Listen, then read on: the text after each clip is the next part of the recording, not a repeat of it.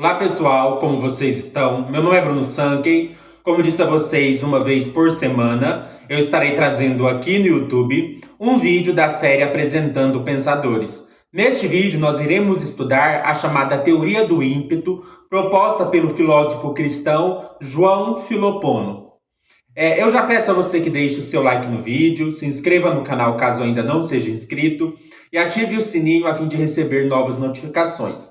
João Filopono, ele é muito conhecido por suas críticas tanto ao neoplatonismo quanto à filosofia de Aristóteles, né? Ele foi um comentador de Aristóteles e também ele foi crítico do neoplatonismo, principalmente no que diz respeito à tese da eternidade do mundo, né? Então, João Filopono tentou argumentar que não pode existir um passado infinito, porque o infinito gera uma contradição, então que o universo tem que ter sido criado. Mas neste vídeo nós vamos nos concentrar numa teoria do João Filopono, que é a teoria do ímpeto. E aí nós vamos entender um pouquinho como isso funciona. Qual que é o problema, né, que a gente tem quando a gente considera a filosofia do Aristóteles a respeito do movimento? Né? Existem dois princípios fundamentais da física aristotélica. Então, a física aristotélica se sustenta sobre dois princípios fundamentais. O primeiro princípio é que tudo que é movido por outro. Nenhuma coisa pode mover a si mesma, porque o movimento ele envolve uma transição, uma passagem da potência para o ato. Então é necessário que uma certa potência seja atualizada.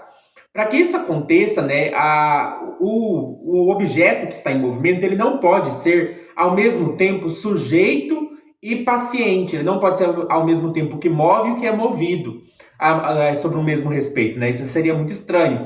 Por exemplo, né, essa xícara aqui, ela não tem como mover, essa xícara ou copo, sei lá, essa caneca aqui não tem como mover a si mesma, né? Ela não tem como ser o princípio do seu próprio movimento, porque tudo que é movido não pode ser ao mesmo tempo aquilo que move e aquilo que é movido. Não tem como a xícara mover a própria xícara, então ela vai ser ao mesmo tempo aquilo que move e aquilo que é movido.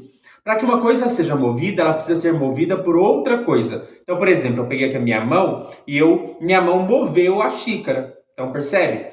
Existe um segundo princípio também de que o agente motor e o objeto movido devem estar em contato simultâneo.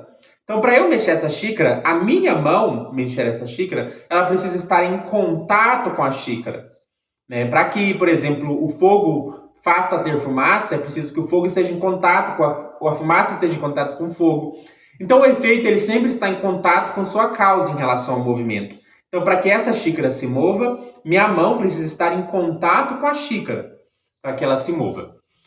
Esses dois princípios, no entanto, têm dificuldade de explicar uma coisa que a gente chama de movimento dos projéteis. O que é um movimento dos projéteis? Eu vou ilustrar com esse objeto aqui. Quando eu taco esse objeto, perceba, ó, eu tenho esse objeto na minha mão, eu projetei ele, eu taquei ele, eu lancei ele, eu lanço. Se eu lanço ele, né, eu estou lançando aqui para minha outra mão pegar, mas se eu lanço, ele poderia continuar sem minha mão, eu lanço, ele deixa de ter contato com a minha mão. Esse objeto deixou de ter contato com a minha mão, mas continuou em movimento. Então nós temos um problema. O que está fazendo esse objeto continuar a se mover se ele não está mais em contato com a mão? Percebe isso? Então nós temos uma pergunta que precisa ser resolvida. Se tudo que é movido por outro, e o agente motor e o objeto movido devem estar em contato simultâneo, como que o objeto continua em movimento mesmo depois que a mão não está mais em contato com ele? Outro exemplo da flecha. Eu pego, puxo a flecha e lanço. A flecha deixa de ter contato com a minha mão, a flecha deixa de ter contato com o arqueiro e a flecha continua o seu movimento. O que está movendo essa flecha depois que ela perde o contato com seu ponto inicial? Outro exemplo, a bala do revólver também. Ela continua se movendo mesmo sem ter contato mais com a arma ou contato com o objeto inicial que deu origem ao seu movimento. A gente pode pensar em vários outros exemplos. A pedra que eu taco. Por que essas coisas continuam em movimento mesmo não estando mais em contato com aquilo que originou o seu movimento? O Aristóteles explicava isso dizendo que o meio continua movendo a coisa. Então, por exemplo, quando eu taco uma flecha, a flecha continua em movimento porque o ar em torno da flecha continua movendo essa flecha. Então, qual que era a explicação de Aristóteles para o movimento dos projéteis? Para Aristóteles, o movimento dos projéteis é sustentado pelo meio, né? Pode ser o ar, pode ser a água, que continuam a mover o objeto após o contato inicial. Por isso que os dois princípios são mantidos. Tudo que é movido por outro. Ou seja, a flecha, depois que sai do arqueiro, continua sendo movida, mas agora pelo vento, por uma outra coisa, pelo ar. E o agente motor e o objeto movido continuam em contato, ou seja, a flecha continua em contato com o ar que está movendo essa flecha. O Filopono vai olhar para essa teoria e ele vai achar ela insuficiente. Muitas pessoas acharam isso insuficiente, né? A gente pode ilustrar isso até pelo fato de que, na verdade, o ar ele oferece resistência ao movimento e não conservação do movimento, né? Se eu, por exemplo, taco uma flecha, o ar ele gera um atrito e ele faz com que a flecha tenha mais dificuldade de se mover. Então o ar não pode estar movendo a flecha, porque o ar, na verdade, ele presta resistência à flecha. Talvez seja mais fácil ilustrar isso com a água, né? Se eu taco uma flecha dentro da água, a água ela vai fazer com que a flecha pare em algum momento ou tenha mais dificuldade de avançar. Então o meio seja o ar, seja a água, na verdade ele não conserva o movimento, ele tende a restringir o movimento. Então nós tínhamos esse problema com a física aristotélica. Como que o ar pode ser aquilo que faz com que a flecha continue em movimento, se na verdade o ar é aquilo que presta resistência ao movimento? Também é difícil da gente pensar que depois a gente vai ter que explicar, né? O que move o ar? Né? Então aí você vai ter que ter toda uma explicação que vai ter que explicar o que move o ar, provavelmente vai levar isso depois para o movimento das esferas celestes, aí a gente vai ter que perguntar o que move as esferas celestes. Esse foi um problema, né, no Aristóteles, porque ele foi perguntando se tudo precisa ser movido por outro e precisa estar em contato. Então vamos lá, a flecha é movida pelo ar, e o ar? O ar pode ser resultado do movimento das esferas celestes. E as esferas celestes? Quem que move as esferas celestes? Quem que move, por exemplo, a Lua no seu movimento circular? Quem que move, por exemplo, a Terra? Quem que move, por exemplo, as estrelas, as constelações? Precisa ser algo que está em constante contato com essas coisas, né? E o que está em contato com as esferas celestes? O que está a todo momento movendo essas esferas? Então, isso vai fazer com que Aristóteles tenha que postular certas inteligências, no plural, que vão dar conta dos movimentos de cada esfera celeste. Então, cada esfera celeste tem uma inteligência separada que é responsável por mover aquela esfera. Existem motores imóveis, no sentido mais amplo, né? Existem motores que movem as esferas celestes. Então, por quê? Porque precisa, para o movimento acontecer, que se esteja em contato. É parecido com a metáfora da engrenagem, né? Para uma engrenagem, um círculo de uma engrenagem mexer, o outro círculo precisa estar encostando nela e movendo ela. Então, para Aristóteles, a consequência de sua filosofia levava a ideia de que para cada esfera celeste você precisa de um motor que está sempre em contato com aquela esfera ou com aquela esfera celeste para movê-la. E é por isso que nós temos o movimento dos astros, das constelações, do Sol, das estrelas, da Lua. É claro que essa teoria soa bastante insatisfatória e nós vamos ter uma tentativa, então, de propor uma teoria diferente, que é a teoria do ímpeto do João Filopono. Então, a teoria do ímpeto do João Filopono surge de uma crítica à teoria do Aristóteles. E o que é o ímpeto? Vamos entender um pouco isso. Ímpeto refere-se à transmissão de uma força ou qualidade motriz do agente para o objeto movido. Então, para vocês entenderem de novo, eu tenho um objeto. Por que esse objeto continua em movimento depois que eu taco ele, né? Por que esse objeto continua em movimento mesmo depois de que ele não está mais em contato com minha mão? Por que ele prossegue em movimento? O Aristóteles falava, esse objeto continua em movimento porque o ar, mesmo depois que minha mão não está mais em contato com ele, continua movendo esse objeto. Já o Filopono vai falar que não é isso. Ele vai falar que, na verdade, quando eu impulsiono esse objeto, quando eu pressiono esse objeto, quando eu taco esse objeto, eu imprimo nele uma certa força. E essa força faz com que o objeto continue se movendo mesmo sem estar em contato com minha mão. Então isso é o ímpeto. O ímpeto significa que toda vez que alguém lança um objeto, que um objeto é movido, o agente que move, ele imprime a esse objeto uma certa força. E é por isso que esse objeto, mesmo depois de não estar mais em contato com a mão, continua em movimento. Lembra que eu usei, no caso do Aristóteles, a metáfora da engrenagem? Aqui nós podemos pensar a metáfora do relógio, né, que eu dou corda. Já viu aqueles relógios que você puxa uma corda? Ou tem uma coisa que é legal da gente pensar, aqueles carrinhos que você puxa ele para trás, né? E aí ele continua, por exemplo, eu puxo esse carrinho para trás e depois que eu solto ele, a roda dele vai continuar se movendo. Então, na verdade, ó, esse carrinho, ele vai continuar se movendo mesmo depois que minha mão soltar ele. Então, nós podemos pensar que é parecido com essa metáfora, né? É como se ao impulsionar um objeto, eu imprimisse nele uma força que faz com que mesmo depois que ele não esteja mais em contato com a minha mão, ele continua se movendo. Então, isso que é o ímpeto. O ímpeto é uma força impressa pelo agente que move num objeto movido, que faz com que esse objeto continue em movimento, mesmo depois de não estar mais em contato com seu motor inicial. Então, ímpeto se refere à transmissão de uma força ou qualidade motriz do agente para o objeto movido, de tal modo que esse objeto continue em movimento, mesmo depois que ele não está mais em contato com seu motor inicial. Essa noção de ímpeto, ela nos ajuda a explicar 3 fenômenos. Primeiro, ela nos ajuda a explicar, então, a continuidade do movimento dos projéteis. Ou seja, por que uma flecha continua se movendo, mesmo que não esteja mais em contato com seu motor inicial. Ela também nos permite explicar a aceleração dos corpos em queda. É muito importante a gente não confundir, importante isso, não confundir ímpeto com gravidade, né? Isso é muito importante. Vou explicar por quê. Se eu solto esse objeto, ele cai, né? Mas por que esse objeto cai? Porque é natural que os objetos caiam por causa da gravidade. Então, assim, todo mundo sabe isso desde a antiguidade, que existe gravidade, né? As teorias sobre gravidade do Newton, do Einstein, foi tentativa de explicar como que funciona essa gravidade. Mas que existe gravidade, todo mundo já sabia, né? Desde a antiguidade. Que as coisas têm a tendência de cair em direção ao chão, é uma coisa óbvia, né? Mas o que acontece? Essa tendência das coisas caírem em direção ao chão é natural, né? Simplesmente, se eu soltar uma coisa ou qualquer coisa estiver em cima, essa coisa vai tender a cair para o chão.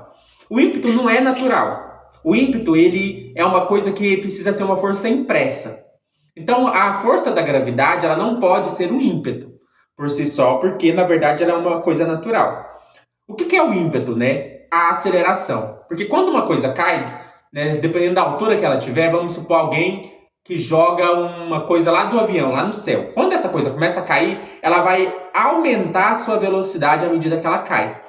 E a noção de ímpeto ajuda a gente a entender isso, porque se existe uma força da gravidade, se existe uma tendência natural das coisas caírem ao chão, era para as coisas continuarem descendo na mesma velocidade. Mas não, à medida que uma coisa está caindo, ela vai acelerando a sua velocidade de queda. E o que explica essa aceleração? Né? Uma explicação seria que à medida que uma coisa está caindo, o ímpeto dela aumenta. Ou seja, a força dela, a força impressa nela aumenta. Então a gravidade vai funcionar parecido com minha mão, que está com o objeto, mas na verdade, enquanto a gravidade é um movimento natural, a aceleração da velocidade que a gravidade vai proporcionar vai fazer com que o objeto se mova mais rápido. Então isso é importante da gente ter em mente. A teoria do ímpeto não explica a gravidade, porque a gravidade é simplesmente a tendência natural das coisas caírem. E ímpeto não é sobre tendência natural.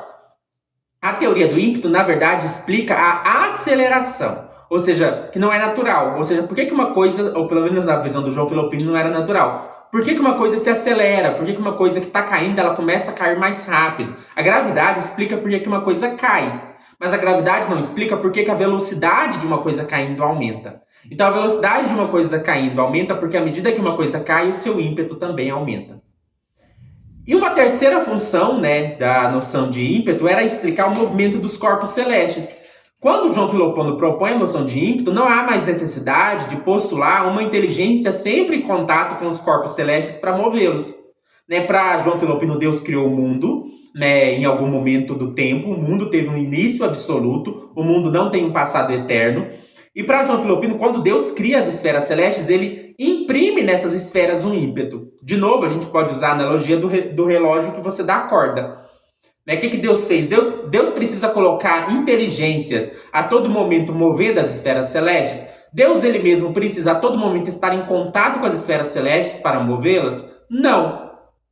Por quê? Basta que Deus imprima a essas esferas um ímpeto e elas vão continuar em movimento mesmo não estando mais em contato direto com Deus, ou mesmo não estando mais em contato direto com algum motor. Então, na verdade, não precisa se postular inteligências separadas movendo as esferas celestes. Basta a gente dizer que quando Deus cria as esferas celestes, ele imprime nessas esferas um ímpeto. Ele dá corda ao relógio, mas depois que ele dá corda ao relógio, o relógio continua movendo-se sozinho. Ele dá corda ao carrinho, mas depois que Deus dá essa corda, o carrinho continua movendo-se sozinho. Então, diferente de Aristóteles, que precisava postular motores imóveis movendo as esferas celestes, não há essa necessidade de postulação na teoria do João Filopono. Então, perceba uma coisa. O ímpeto é um postulado não observável para explicar o que a gente observa. Isso ajuda muito a gente a pensar hoje como que funciona a filosofia, como que funciona a ciência. A ciência geralmente postula uma coisa não observável para explicar um fenômeno observável. Então eu postulo a gravidade, a força da gravidade, para explicar uma coisa que eu observo, que é que os objetos caem. Mas eu não vejo a gravidade. Eu também não vejo átomos, mas eu postulo átomos para explicar o que eu observo.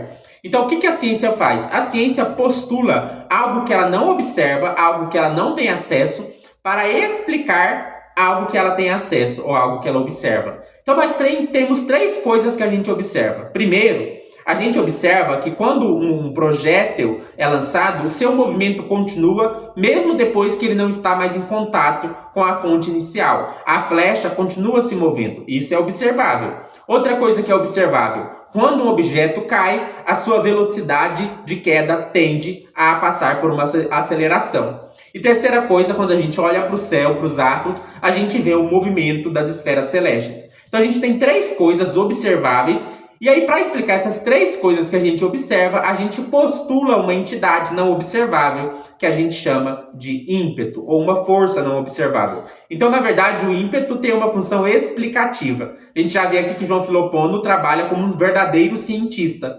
postulando algo não observável para explicar os fenômenos observáveis. A teoria do ímpeto também teve um debate se o ímpeto ele é infinito ou se ele se dissipa. A gente vai ter duas vertentes. Uma vertente vai dizer assim que o ímpeto ele é infinito. E outra vertente vai dizer que o ímpeto se dissipa. O João Filopono faz parte da vertente que diz que o ímpeto se dissipa, que ele não é infinito. Ele está, nesse caso, junto com Simplícios, que vai dizer assim, que o ímpeto é uma força impressa que se dissipa gradualmente. Então, quando eu imprimo uma força no objeto, eu imprimo uma certa quantidade de força e à medida que esse objeto vai mantendo o seu movimento, essa força vai se dissipando até ele parar de se mover.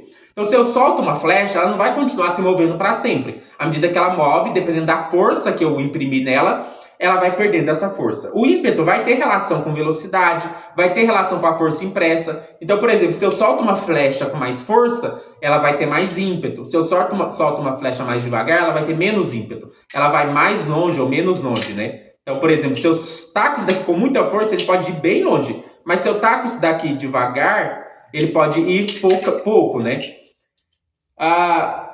Só que o Avicena vai questionar essa ideia, porque ele vai dizer assim, na verdade, o que faz os objetos pararem o seu movimento não é que o ímpeto se dissipa, é que o meio oferece resistência, é que alguma força do meio se interfere naquilo. Então, por que uma flecha, quando é lançada, não continua a mover-se eternamente? Porque o ar oferece resistência, porque a placa onde ela vai bater oferece resistência. Então, na verdade, o Avicena falava assim que o ímpeto não se esgotaria na ausência de resistência. Se nós tivéssemos, por exemplo, um vácuo e a gente tacasse uma flecha num vácuo, a flecha ia continuar se movendo infinitamente. A flecha só não se move infinitamente porque existem coisas que oferecem resistência. Nesse caso, o Avicena talvez esteja um pouquinho mais próximo da verdade, né? Porque a gente tem a lei da inércia na física. A lei da inércia vai dizer assim que um corpo tende a se manter em movimento a não ser que alguma força interfira nesse movimento. Então, na verdade, o ímpeto, se não houvesse alguma resistência, ele continuaria a mover o objeto. Então, essa é a visão do João Filopono sobre a teoria do ímpeto. É uma teoria bastante interessante para explicar o movimento. Ela também pode ajudar hoje a explicar a lei da inércia, né? Porque a gente tem a lei da inércia, mas a gente pode se perguntar, mas por que a inércia funciona? Por que tem inércia? Tudo bem, eu sei que um corpo tende a se manter um movimento, a não ser que tenha alguma movimento ou em repouso, a não ser que tenha alguma força externa que interfira nisso. Mas tá, tudo bem, mas o que está fazendo esse corpo se manter em movimento? Não pode ser só uma lei abstrata chamada lei da inércia. Por que a inércia funciona? O que faz com que a inércia funcione? E talvez é porque haja um ímpeto, haja uma força contínua ou que faz que o objeto se mantenha naquele estado ou naquele movimento. A teoria do João Filopone é bastante interessante. Eu espero que vocês tenham gostado do vídeo. Deixe seu like no vídeo, se inscreva no canal caso ainda não seja inscrito e ative o sininho a fim de receber novas notificações. E até mais.